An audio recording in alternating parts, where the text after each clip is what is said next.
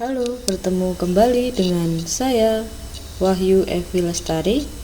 Di sini kembali saya akan berbagi tentang materi sejarah Indonesia kelas 10 semester 1 bab 1, yaitu materi tentang berpikir dengan perspektif sejarah.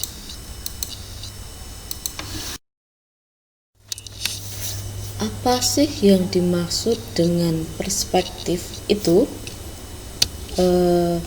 Seperti ini. Pernah tidak kalian itu berbeda pendapat dengan teman satu kelas, atau misalnya di dalam keluarga dengan orang tua, dengan kakak atau adik? Pernah tidak berbeda pendapat mengenai peristiwa yang sama, peristiwanya sama tetapi pendapatnya berbeda? Ya, kita semua pasti pernah mengalami, merasakan yang namanya berbeda pendapat. Perbedaan pendapat itu seringkali dan hal yang wajar terjadi di dalam kehidupan sehari-hari kita, itu hal yang wajar gitu ya. Perbedaan itu biasanya disebabkan oleh perbedaan pendapat mengenai cara pandang suatu masalah. Jadi yang dimaksud dengan perspektif itu adalah cara pandang. Ya, cara pandang itulah yang dimaksud dengan perspektif. Cara pandang seseorang mengenai peristiwa tertentu, itu yang dimaksud dengan yang namanya perspektif, cara pandang. Ya, tadi kita sudah belajar tentang apa itu sih perspektif gitu ya. Perspektif itu kan tadi cara pandang. Nah, sekarang bagaimana berpikir dengan perspektif sejarah? Bagaimana berpikir dengan cara pandang sejarah? Seperti ini. Berpikir dengan perspektif sejarah itu artinya adalah upaya untuk memaknai kehidupan manusia melalui perspektif atau cara pandang sejarah, seperti itu. Dengan kata lain, perspektif sejarah itu digunakan untuk memahami proses kehidupan manusia. Perspektif yang digunakan dalam kajian sejarah itu ada 5. Jadi cara pandang yang digunakan dalam kajian sejarah itu ada 5.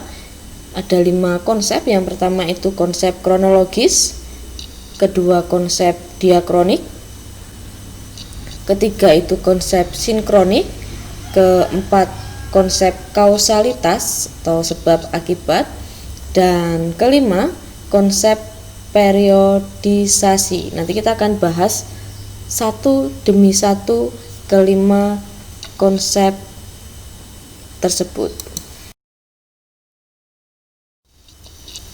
Ya, baik. Kali ini kita akan membahas yang pertama, itu konsep kronologis. Konsep kronologis itu adalah urutan waktu dari sejumlah peristiwa atau kejadian. Jadi kronologis itu adalah urutan waktu dari sejumlah peristiwa atau suatu kejadian. Dalam kisah sejarah, peristiwa harus disusun berdasarkan urutan waktu kejadian. Jadi di dalam kisah sejarah, peristiwa itu harus harus disusun berdasarkan urutan waktu kejadian atau peristiwa terjadi. Seorang sejarawan yang sedang menulis kisah sejarah itu harus memastikan bahwa peristiwa yang dijabarkan itu benar-benar urut, tidak boleh melompat-lompat. Jika ada urutan peristiwa yang melompat menyalahi aturan waktu, tulisan tersebut menjadi anakronis. Jadi tulisan tersebut tidak kronologis lagi, tetapi anakronis, tidak sesuai urutannya, seperti itu. Itu konsep kronologis. Jadi harus urut dalam kisah sejarah, dalam penulisan kisah sejarah itu harus urut, tidak boleh melompat-lompat. Ya, konsep yang kedua itu adalah konsep diakronik. Konsep diakronik. Ya. Kata diakronik itu berasal dari bahasa Yunani gitu ya, yaitu dia yang berarti melintasi dan kronos yang berarti perjalanan waktu. Diakronik itu berasal dari bahasa Yunani, dari kata dia dan kronos. Setiap peristiwa itu berkembang berdasarkan perjalanan waktu. Ya, setiap peristiwa itu berkembang berdasarkan perjalanan waktu, dan peristiwa tidak hadir sebagai peristiwa tunggal. Sebuah peristiwa itu tidak hadir sebagai peristiwa tunggal, tetapi pasti mempunyai hubungan dengan peristiwa-peristiwa sebelumnya. Peristiwa dalam sejarah mengalami perkembangan dan pergerakan sepanjang masa. Jadi diakronik itu lebih mengutamakan memanjangnya dimensi waktu dengan sedikit keluasan ruang. Sebagai contoh seperti ini. Sebagai contoh cara berpikir diakronik dalam sejarah itu adalah ketika kita mengamati perkembangan pemerintahan di Indonesia. Cara berpikir diakronik itu akan menghasilkan pemahaman bahwa pemerintahan di Indonesia itu mengalami perkembangan berdasarkan perjalanan waktu dari pemerintahan demokrasi liberal, terus demokrasi terpimpin, Orde Baru, hingga reformasi. Pergantian pemerintahan itu mengalami perkembangan dan kesinambungan apabila dilihat dalam rentang perjalanan waktu. Itu adalah contoh gitu ya, contoh cara berpikir diakronik dalam sejarah. Seperti itu. Yang ketiga itu adalah konsep sinkronik. Ketiga, konsep sinkronik. Menurut Kuntowijoyo, sejarah itu akan menjadi ilmu yang bersifat sinkronik ketika sejarah itu bersentuhan dengan ilmu sosial lain seperti sosiologi, antropologi, politik, dan ekonomi. Ketika sejarah ditulis dengan pendekatan ilmu sosial, sejarah bukan hanya memanjang dalam waktu gitu ya, melainkan juga meluas dalam ruang.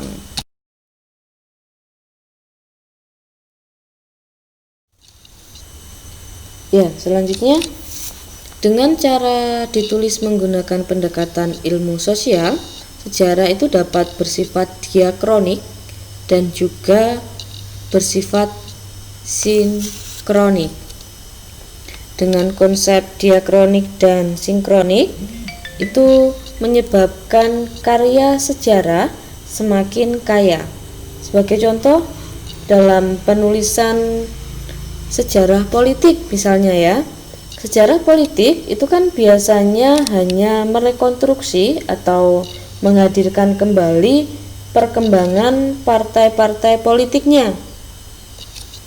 Tetapi dengan pendekatan ilmu sosial, sejarah itu dapat berbicara tentang hubungan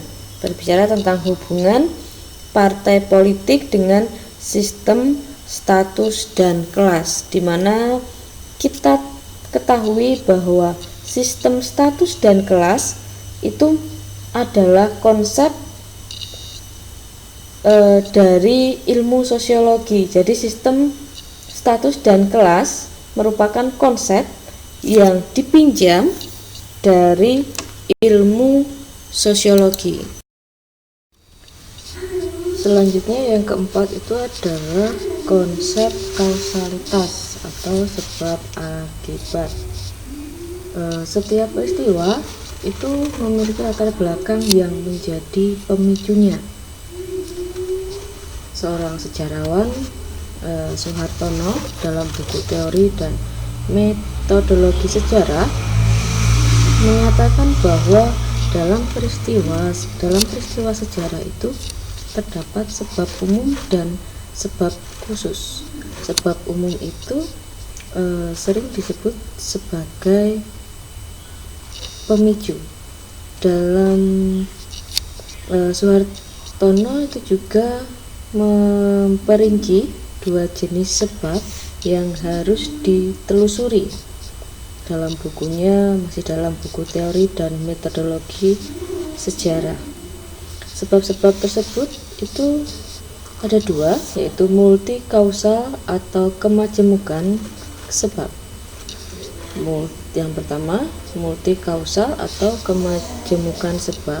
Multi kausal menunjukkan sebab tidak hanya tunggal, tetapi terdiri atas banyak sebab. Yang kedua, seleksi kausal. Seleksi kausal itu artinya adalah dari sekian banyak sebab yang ada harus diseleksi menurut hierarki tertinggi berupa sebab utama atau prima atau prima kausal gitu ya, dari sekian banyak sebab. Itu menurut sejarawan Soehartono dalam buku Teori dan Metodologi Sejarah.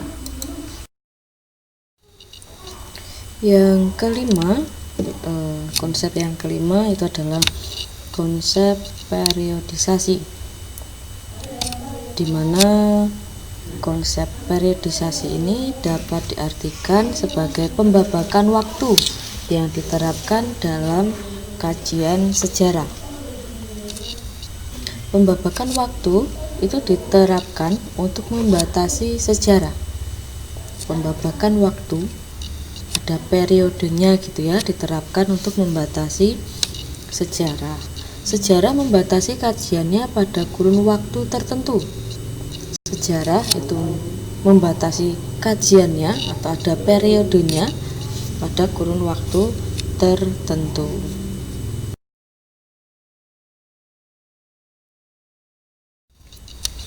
Ya, adapun pembabakan tujuan gitu ya, tujuan dari pembabakan waktu dalam periode sejarah itu ada 4. Yang pertama itu adalah melakukan penyederhanaan. Berbagai peristiwa sejarah yang terjadi itu perlu disusun menjadi lebih sederhana. Dengan demikian, tulisan sejarah akan lebih mudah dimengerti, lebih mudah dipahami karena disusun secara sederhana, seperti itu. Yang kedua atau yang B itu memudahkan klasifikasi dalam sejarah Indonesia. Maksudnya gimana? Klasifikasi dalam ilmu sejarah itu meletakkan dasar babakan waktu masa lalu yang tidak terbatas peristiwanya dan waktunya harus dipastikan, isi, bentuk, dan waktunya menjadi bagian babakan waktu, bagian-bagian babakan waktu. Yang selanjutnya, mengetahui peristiwa sejarah secara kronologis.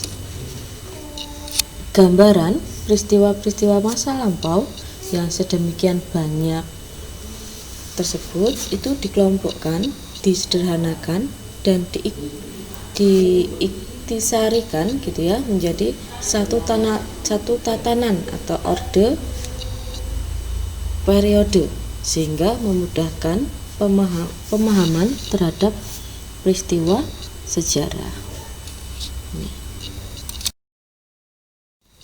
Selanjutnya yang keempat, tujuan pembabakan waktu dalam periode Sejarah itu adalah memenuhi persyaratan sistematika ilmu pengetahuan. Semua peristiwa masa lampau itu setelah dikelompokkan antara motivasi dan pengaruh peristiwa, itu selanjutnya disusun secara sistematis.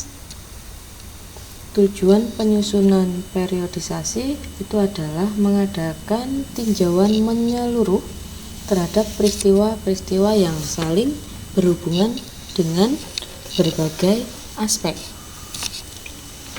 Penyusunan periodisasi yang paling mudah dilakukan melalui pembabakan itu berdasarkan urutan abad. Tetapi dalam periodisasi yang demikian mempunyai kelemahan, yaitu tidak mengungkapkan corak yang khas dari zaman-zaman yang ditinjaunya. Pembabakan dalam sejarah itu digunakan untuk mengetahui corak atau jiwa zaman yang menyertai zaman tersebut. Pembabakan waktu itu mempermudah pembaca untuk mengetahui jalannya peristiwa secara kronologis dan memudahkan kita pembaca itu dalam memahami keseluruhan alur dari kisah sejarah.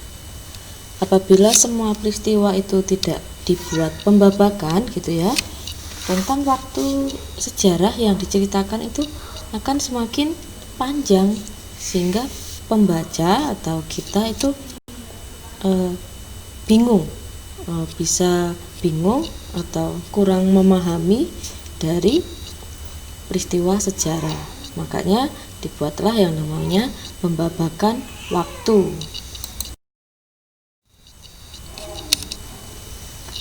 Cara berpikir sejarah itu dapat dikembangkan dengan membangun kesadaran tentang waktu. Sejarah itu adalah ilmu yang senantiasa menempatkan peristiwa dalam konteks waktu. 3 konsep penting atau landasan utama dalam cara berpikir sejarah yang harus diperhatikan itu ada 3 Yang pertama, setiap peristiwa itu harus ditempatkan pada susunan kronologis. Yang kedua, setiap peristiwa itu selalu mempunyai hubungan kausalitas dengan peristiwa lainnya. Yang ketiga, setiap zaman memiliki karakteristik berbeda dengan zaman lainnya. Ya, demikian pembahasan singkat tentang berpikir dengan perspektif sejarah. Baik, teman-teman, jangan lupa like, share, dan subscribe. Terima kasih. Baik, terima kasih. Demikian penjelasan singkat tentang berpikir dengan perspektif sejarah. Jangan lupa like, share, dan subscribe.